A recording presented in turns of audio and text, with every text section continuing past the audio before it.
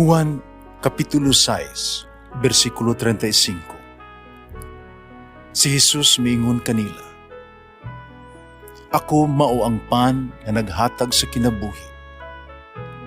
Ang muari kanako dili nagayod gutomon, ug ang mutuo kanako dili nagayod uhawon."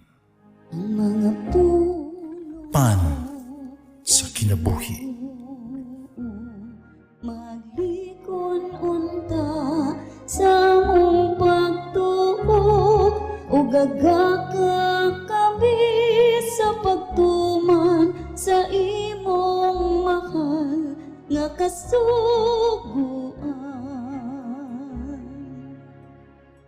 Ginumanaan ninyo. Santos nga Ebanghelyo sa mala ni San Lucas. Unya may balik ang kapituag duha. Malipayon kaayo nga miingon, Ginoo, bisan ang mga yawa, may patuo kanamo sa amuang paghingilin kanila, pinaagi sa imong ngalan. Sa Jesus mitubag kanila, nakita ako sa tanas, nga naghulog ingon og kilat gikan sa langit. Pamati kamo.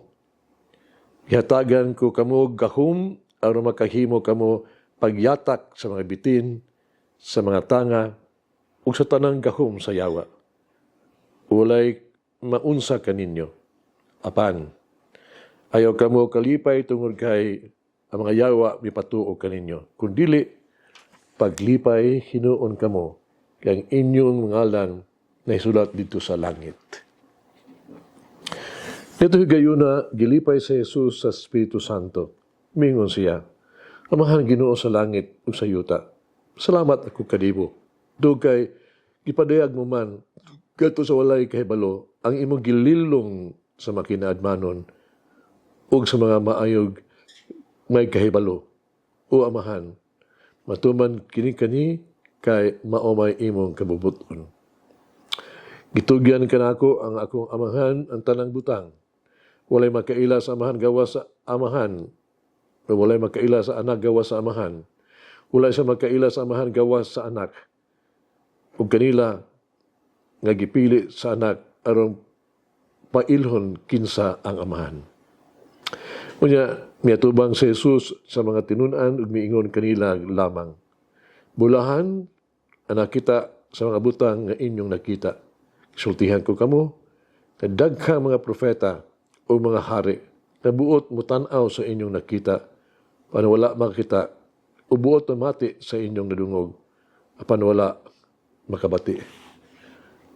Ang Ebanghelyo sa Ginoo. Pasalamati ang Ginoo, kay siya maayo, ang iyang gugma mulungtad, hangtod sa kahangturan.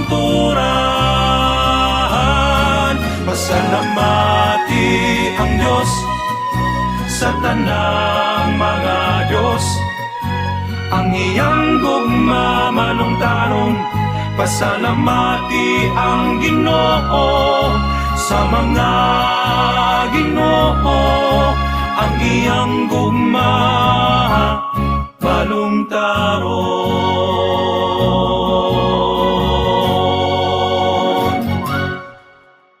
Ang mga theologians, no? Ang mga mistiko, mga matutudlo spiritual teachers sa spiritual life, o mga santo sa tibuok kalibutan from eternity, no? Tanang panahon na nagkahiusa sa kabutang, nakita gyud wala makaila sa Dios. O dili kita makatugkad sa diwa gyud mahitungod sa Ginoo.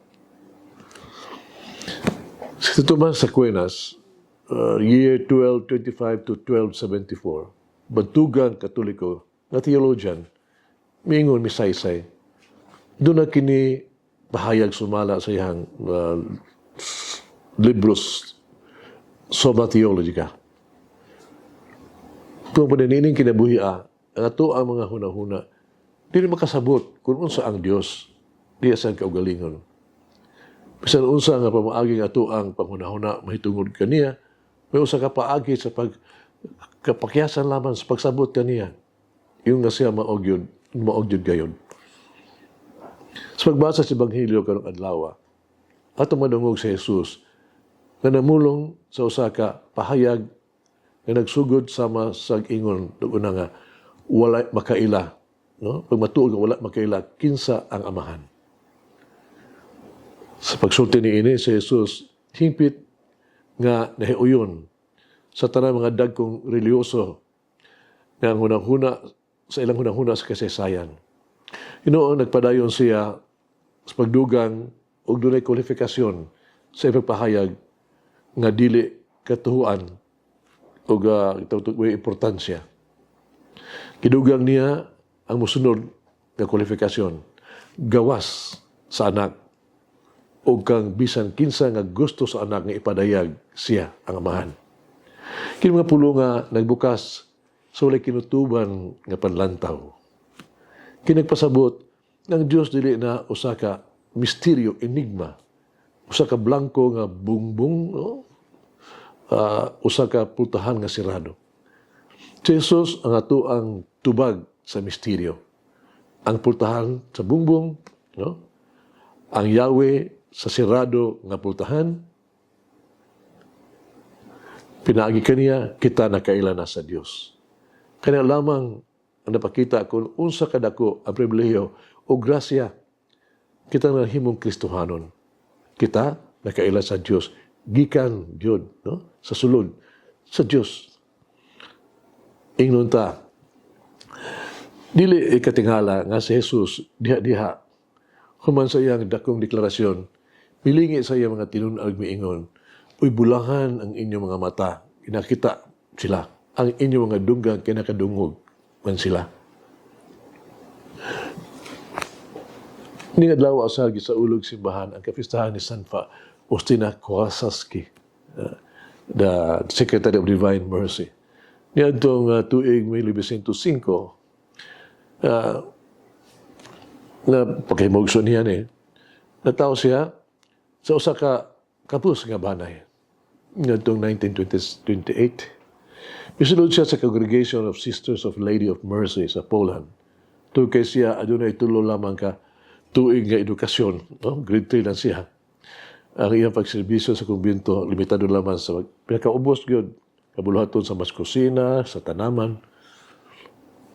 Sa ingon magbalantay sama sa portira, no? Sa pultahan. Netong Pebrero 22, 1931, si Jesus nagpakita kaniya. Mihatag kaniya talagsaong mensahe alang sa tanang katawhan. Sultihan siya niya kita, siya ginagpadayag ni Faustina. Sa kahilo mitutok pong pa niya, ako pag-ayo sa Ginoo.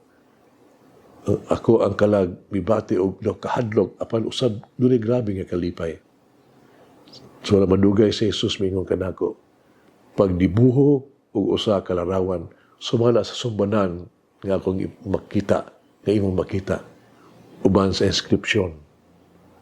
Jesus, ako nagsalig kanimo. Jesus, I trust in you.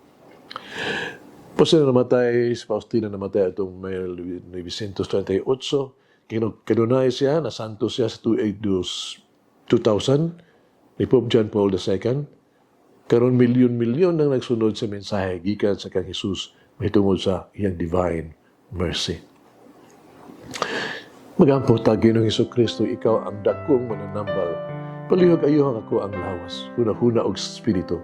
Palihog luwas sa ako gikan sa tanang walay pulos ng kabalaka, physical mga pag-antos. Ikapa ako sa imong mga kamot, kamakaayo. Tuguti ako, masinati, ang kalipay nga daw hinigugma nimo. Nagsali ko kanimo, Ginoo, diha kanimo lamang. Amen. Mama Mary, open my heart to receive the gift of true joy in the Holy Spirit. Malangin ang Diyos magagahom sa tanan, Amahan, Anak, Espiritu Santo. Amen. May the Lord of the divine mercy bless us all, heal us from all diseases and suffering. Ayun unta niya kita, tanang mga sakit na sa lawas, o sa kalag, body and soul. In the name of the Father, the Son, and of the Holy Spirit. Jesus, I trust in you. Amen.